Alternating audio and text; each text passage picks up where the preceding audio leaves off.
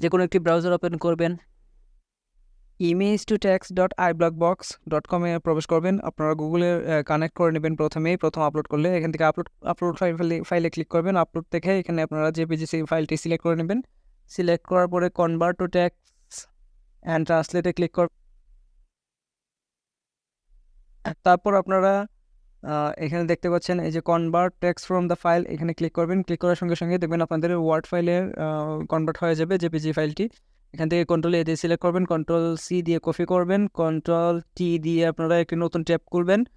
এখানে লিখবেন Unicode two বিজয় লিখে গুগলে সার্চ করবেন। গুগলে সার্চ করার পরে একটি ওয়েবসাইট আছে, ওয়েবসাইটটির নাম হচ্ছে বাংলা প্লাস।